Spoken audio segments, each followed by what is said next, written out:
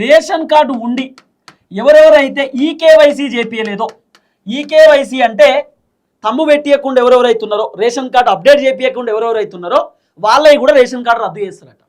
రెండోది ఈకేవైసీ ఒకటైతే ration card ఉండి 6 months నుండి 6 నెలల నుండి రేషన్ కార్డు ఎవరెవరైతే వాడుతలేరో, ఎవరెవరైతే రేషన్ కార్డు యూజ్ చేస్తలేరో, రేషన్ కార్డు చూపించి కూపన్ బియ్యం ఎవరెవరైతే తీసుకుంటలేరో, ఇప్పుడు సన్న బియ్యం ఇస్తారు కానీ రేషన్ కార్డు చూపించి ఎవరైతే బియ్యం తీసుకుంటలేరో, రేషన్ కార్డు ఎవరైతే వాడతలేరో 6 నెలల నుండి రేషన్ కార్డు వాడనటువంటి వాళ్ళవి కూడా రేషన్ కార్డు రద్దు చేస్తారట.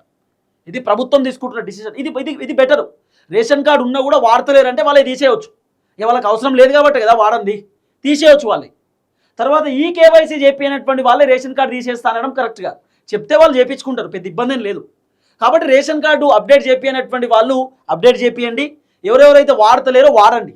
ఇప్పుడు రేషన్ కార్డు చూపిస్తే 3 నెలలకు సరిపడా ఒకటేసారి బియ్యం ఇస్తారట. కాంగ్రెస్ ప్రభుత్వం కొత్తగా తీసుకొచ్చారు. ఇప్పుడు ఒకవేళ ఈ 3 నెలల సరిపడా ఇప్పుడే మీరు తీసుకోకపోయారు అనుకో, మళ్ళీ 3 నెలలు రావు. కాబట్టి ఇప్పుడే తీసుకునే కార్యక్రమం చేయదు. ఇది కాంగ్రెస్ ప్రభుత్వం తీసుకుంటున్నటువంటి డిసిషన్. సో రేషన్ కార్డు దాదాపు 40,000 కార్డులు రద్దు కాబోతా ఉన్నాయట. ఒకటి రేషన్ కార్డు వాడనటువంటి వాళ్ళై, ఈ కేవైసీ చేపినటువంటి వాళ్ళై, తర్వాత IT కడుతున్నటువంటి వాళ్ళై, income tax కడుతున్నటువంటి వాళ్ళై.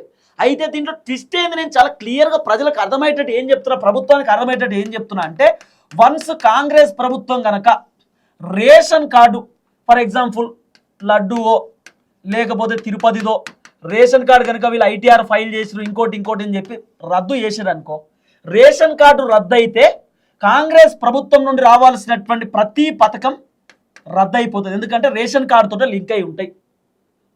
Ration card ఉన్న వాళ్ళకే కాంగ్రెస్ ప్రభుత్వం నుండి పథకాలు వస్తాయట, పేదవాళ్ళకే పథకాలు ఇస్తామనేటటువంటి అంశాన్ని కాంగ్రెస్ ప్రభుత్వం చెప్తున్నారు.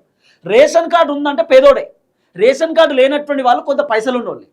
కాబట్టి రేషన్ కార్డు వన్స్ రద్దు అయింది అనుకో, రద్దు మీన్స్ రేషన్ కార్డు కనుక మీకు రద్దు చేసిరు అనుకో, మీరు ఐటీ కడుతున్నారనో కార్డు వాడతలేరనో రేషన్ కార్డు కనుక మిమ్మల్ని మీ దగ్గర నుండి తీసేసిరు అనుకో, తొలగించిరు అనుకో, రేషన్ కార్డు ఒక్కసారి తొలగిస్తే రైతు భరోసా కూడా పోతుంది. రైతు భరోసా కూడా తొలగించేటటువంటి కార్యక్రమం చేస్తారు. రైతు భరోసా కూడా రద్దు అయిపోతుంది, మీకు రాదు.